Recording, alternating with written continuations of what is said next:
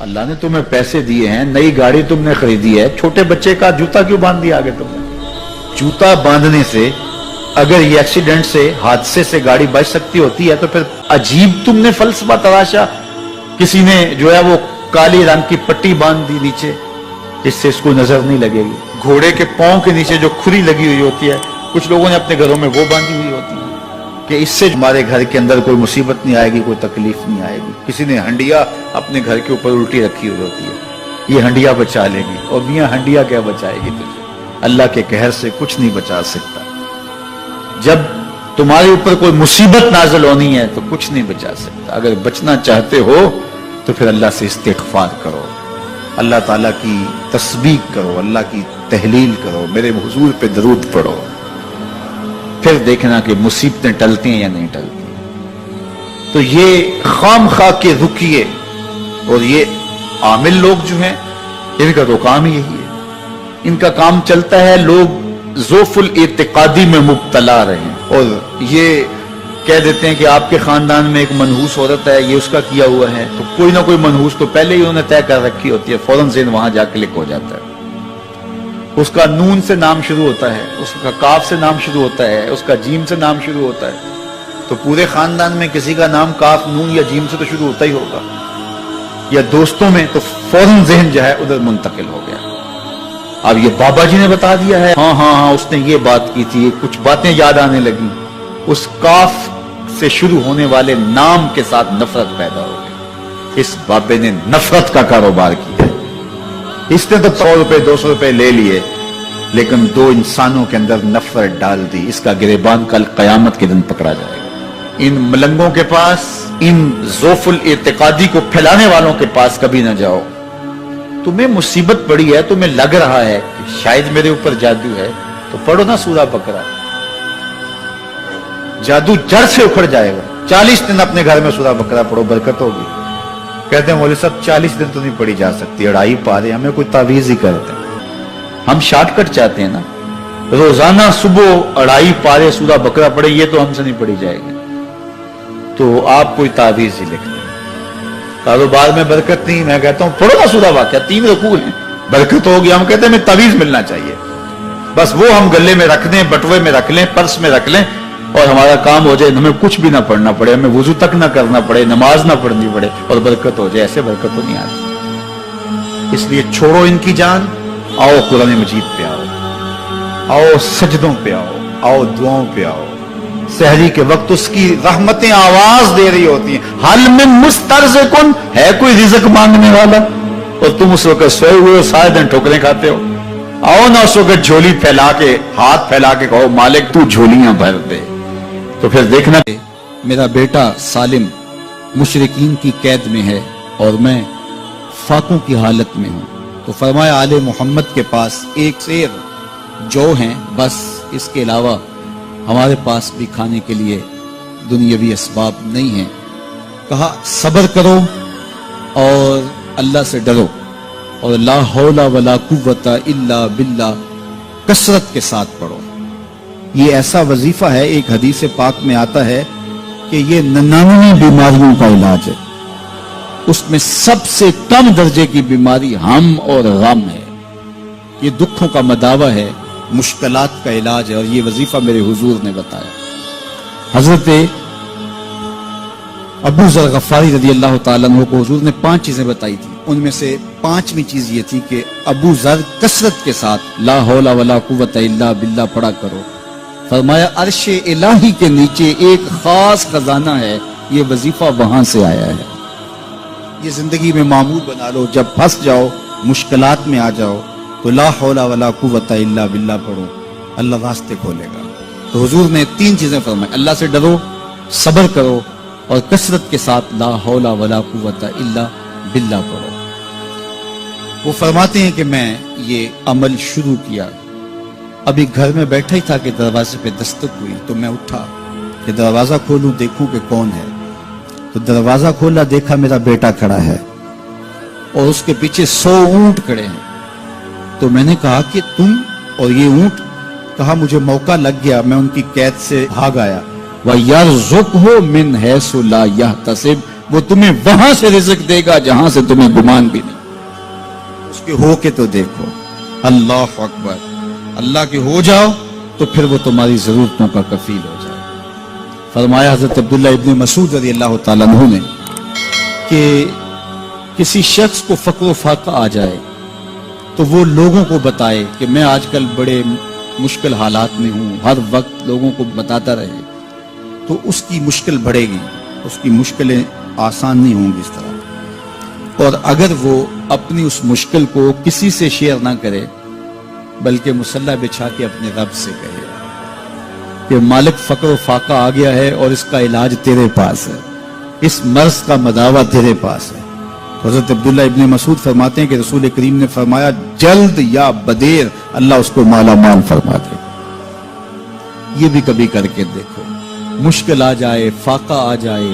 اور قرآن مجید کا دل سورہ یاسین ہے، جس نے ایک مرتبہ سورہ یاسین کی تلاوت کی اللہ 10 مرتبہ قرآن پڑھنے کا ثواب عطا کرے۔ اور کتنا بڑا اجر ہے، آپ ایک سال میں بھی شاید 10 قرآن مجید نہ ختم کر سکیں اور سورہ یاسین پڑھیں تو 10 مرتبہ قرآن مجید پڑھنے کا ثواب نصیب ہوگا۔ تو اپنی صبح کا آغاز سورہ یاسین سے کیا کریں، نماز فجر کے بعد اشراق تک سورہ یاسین پڑھ لیا کریں۔ سورہ یاسین اگر آپ پڑھ کے اپنے دن کا آغاز کرتے ہیں، آپ کا سارا دن خیر سے گزرے گا۔ اس دن اگر کاروبار کریں گے تو برکت ہوگی، اس دن بہت ساری بیماریوں سے، آفات و بلیات ارضیہ و سماویہ سے بچے رہیں گے، لوگوں کے شر سے، حادثات سے محفوظ رہیں گے۔ میرے حضور نے ارشاد فرمایا قرآن مجید میں ایک سورت ہے جس کی 30 آیات ہیں، اگر کوئی شخص اس کی تلاوت کرتا ہے تو وہ سورت پڑھنے والے کی شفاعت کرتی ہے، اور اتنی بار شفاعت کرتی ہے کہ اس کو بخشوا کے چھوڑتی ہے۔ وہ سورت کون سی ہے؟ وَهِيَ تَبَارَكَ الَّذِي بِيَدِهِ الْمُلْكُ، یہ سورۃ الملک ہے، 30 آیتیں ہیں۔ جو شخص اس کی تلاوت کرے یہ اتنی بار سفارش اللہ کی بارگاہ میں کرتی ہے کہ اپنے پڑھنے والے کو بخشوا کے چھوڑتی ہے۔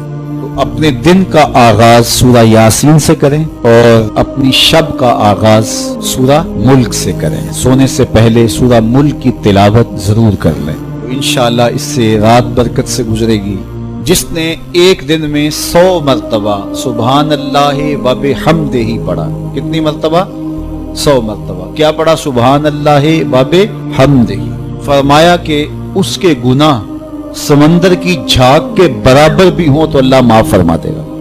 تو یہ اپنے وظائف میں شامل کر لیجئے، سبحان اللہ و بحمدہ۔ اور حدیث بخاری ہے کہ 2 کلمے ایسے ہیں جو اللہ کو محبوب ہیں اور زبان پر مشکل نہیں، زبان پر بڑے آسان ہیں، اور جب میزان پہ رکھے جائیں گے تو پلڑے کو جھکا دیں گے، بڑے بھاری ہیں میزان پہ۔ وہ 2 کلمے یہی ہیں، سبحان اللہ و بحمدہ، سبحان اللہ العظیم۔ تو اگر اس کو 100 مرتبہ روزانہ پڑھے تو سمندر کی جھاگ کے برابر بھی گناہ ہو تو اللہ معاف فرما دیتا ہے۔ اللہ فرماتا ہے ما یفعل اللہ بعذابکم، وہ تمہیں عذاب دے کے کیا کرے گا؟ ذرا لہجہ دیکھیے، ذرا انداز، ما یفعل اللہ بعذابکم، وہ تمہیں عذاب دے کے کیا کرے گا؟ تم اس کی مخلوق ہو، اپنے دستے قدرت سے اس نے تمہیں بنایا ہے، تو وہ تمہیں عذاب دے کے کیا کرے گا؟ اس کی ضرورت نہیں ہے کہ تمہیں عذاب دے، نہ اس کی چاہت ہے کہ تمہیں عذاب دے، کوئی خود چھلانگے لگائے تو اس کی مرضی۔ فرمایا کہ ما یفعل اللہ بعذابکم، وہ تمہیں عذاب دے کے کیا کرے گا؟ ان شکرتم و آمنتم، اگر تم شکر ادا کرو اور ایمان لاؤ تو وہ تو قدردان ہے جو کوئی اس کا شکر کرتا ہے اور جو اس پر ایمان لاتا ہے۔ تو اللہ اس کے لیے عذاب نہیں رکھا، اس کے لیے رحمتیں رکھی ہوئی ہیں۔ تمہیں دستے قدرت سے بنایا ہے اور وہ تمہیں خوش دیکھنا چاہتا ہے، تمہیں خوشحال دیکھنا چاہتا ہے، تمہیں سرشار دیکھنا چاہتا ہے، تمہیں نہال دیکھنا چاہتا ہے، تمہاری زندگی کو خوشگوار دیکھنا چاہتا ہے۔ تم نے اپنے آپ کو خود اپنے اعمال کی وجہ سے مصیبتوں میں ڈالا ہے، تو کہا شکر کرنے کی عادت ڈال لو، دیکھنا پھر اللہ تعالیٰ جل شانہ کی رحمتیں تمہارے اوپر کس طرح اترتی ہیں، اس کی نوازشیں تمہارے اوپر کیسے برستی ہیں۔ توکل اگر ہم سیکھ جائیں تو توکل ایک ایسی دولت ہے کہ جو خوشحال زندگی کی ضمانت بنتی۔ جب ہم اللہ پر توکل نہیں کرتے اور ہم سمجھتے ہیں یہ سب کچھ ہماری محنت کا نتیجہ ہی ہوگا، اور نتیجہ جب نہیں آتا تو پھر ہم بے چین مضطرب ہو جاتے ہیں، اور جب ہم اس پہ توکل کر لیں تو پھر ہمارا صرف اتنا ہی کام ہے کہ میاں ہم یہ کام کر رہے ہیں، بس یہ حکم، ہم بیج بو رہے ہیں، بس یہ حکم ہے اور بو رہے ہیں، باقی اس پہ بھروسہ ہے، یہ کام اس کا ہے کہ اس نے اس کو اگانا ہے، اس کے اوپر پھل لگانے ہیں، تو جب اس پہ توکل ہو جائے تو بندہ سوکھا رہتا ہے، ورنہ بندہ مشکل میں مبتلا ہو جاتا ہے۔ بسا اوقات ایسا ہوتا ہے کہ بندہ ایک منصوبہ تیار کرتا ہے، اس کا عملی نتیجہ اس کو سامنے نظر آ رہا ہوتا ہے، لیکن نتیجہ بالکل الٹ جاتا ہے۔ سید علی المرتضیٰ فرماتے ہیں میں نے اپنے ارادوں کی شکست سے ہی اپنے رب کو پہچانا ہے، کہ میں ایک منصوبہ تراشتا ہوں کہ یہ اور یوں ہوگا اور وہ ہونا چاہیے، لیکن نتیجہ وہ نہیں آتا، تو کوئی طاقت ہے اس کا جو نتیجہ بدل دیتی ہے۔ تو بندہ اس طاقت پہ یقین کرتے، اس پہ توکل کر کے جو ہے وہ اس پہ بھروسہ کر لے تو زندگی سوکھی ہو جاتی ہے۔ مغرب میں جو اللہ پر یقین نہیں رکھتے وہ خودکشی کر لیتے ہیں کہ یہ کیوں ہو گیا، ایسا نہیں ہونا چاہیے تھا، لیکن ہم خودکشی اس لیے نہیں کرتے، ہم کہتے ہیں میرا رب جس طرح چاہے اس طرح ہی ہوتا ہے، جو اس نے طے کیا ہوا ہے وہ کر کے رہتا ہے، اس لیے تم اس پہ توکل کر لو اور اس پہ بھروسہ کرو۔ حضور علیہ الصلوۃ والسلام نے فرمایا لو انکم توکلون علی اللہ حق توکلہ، اللہ پر توکل کرنے کا جو حق ہے اگر تم وہ ادا کر دے تو فرمایا اللہ تمہیں ایسے رزق عطا کرے جیسے پرندوں کو عطا کرتا ہے۔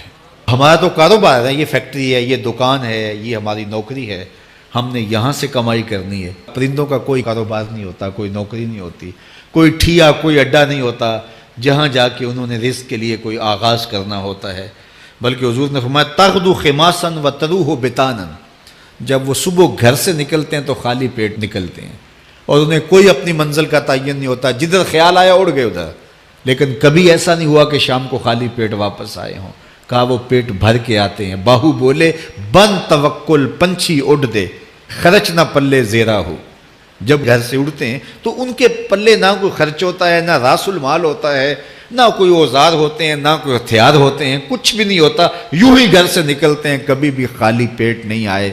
فرمایا اگر اللہ پہ پرندے توکل کر لیں تو اللہ اسے بھی عطا کرتا ہے، تم توکل کرو گے تو تمہیں عطا نہیں کرے گا۔